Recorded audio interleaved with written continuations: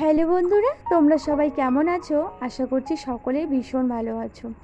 তো তোমরা আমার যারা নতুন বন্ধু হয়েছো তাদেরকে অনেক অনেক ভালোবাসা, অনেক অনেক স্বাগত আমার ভিডিও দেখার জন্য।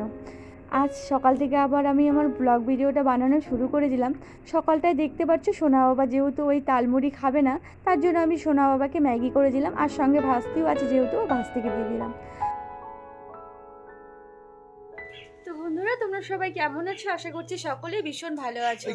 তোমাদের দাদাভাইয়ের ফোন থেকে আমি আজকে শ্যুট করছি ভিডিওটা, আর বাজে এখন 12টা 5। তো আমি আজ অনেক দিন পর যাচ্ছি বাজারে। তো যাই হোক, অনেক বলার পর তবেই আমাকে বাজারে নিয়ে যাচ্ছে। মানে কি বলবো, আমি লাস্ট কবে বাজারে গিয়েছিলাম আমার মনে পড়ছে না। তো এমনিও তো কোথাও একটা যাওয়া হয় না খুব একটা।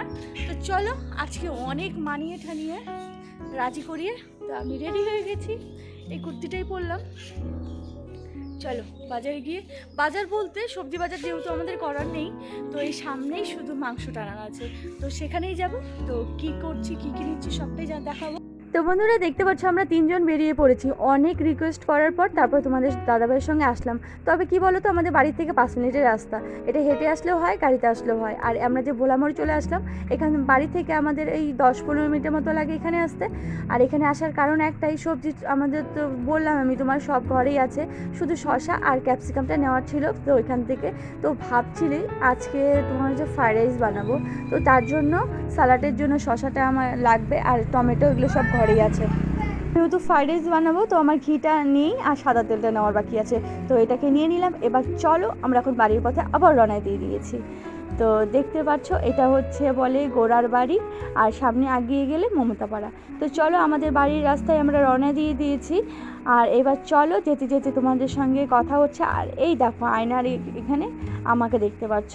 তো অনেক দিন পর বেরোলাম জানো তো বন্ধুরা, কারণ এমনিতে কী বলো তো, তোমাদের দাদাভাই আমাকে নিয়ে আসবে না, কারণ বাইরে রোদ্রুটা দেখতে পাচ্ছ, ও মানে কি নিজেও রোদ্রে বের হবে না, আর আমাকেও নিয়ে তো মানে যাবেই না। আমি আজকে খুব জোর করে তবেই আসলাম কিন্তু। আর মাম্মাম শোনা না ঘুমিয়েছিল, আর ভাস্তি যেহেতু আছে ভাস্তিকে রেখে আমি গিয়েছিলাম। তো দেখতে পাচ্ছ বাড়িতে চলে আসলাম। চলো ঝটপট রান্নাটা সেরে নিয়ে চলে আসলাম এই মাত্র। চলো এবার ঝটপট রান্নাটা সেরে। বন্ধুরা দেখতে পাচ্ছ এখানে আমি ফ্রাইড রাইসটা বানাচ্ছি, আর বাইরে আকাশের অবস্থা খুব একটা ভালো না, বৃষ্টি শুরু হয়ে গেছে।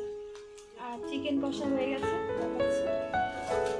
দেখতে পাচ্ছ এখানে চিকেন কষা। আর এই দেখো বাইরে শো শো করে বৃষ্টি শুরু হয়ে গেছে।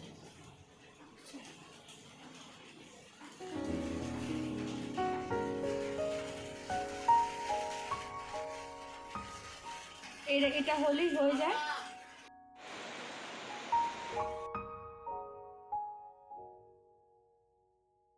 তো বন্ধুরা আমরা এখন খেতে বসে গেছি। আমরা বলতে তোমাদের দাদাভাইকে খেতে দিয়ে দিলাম, খাচ্ছে। তো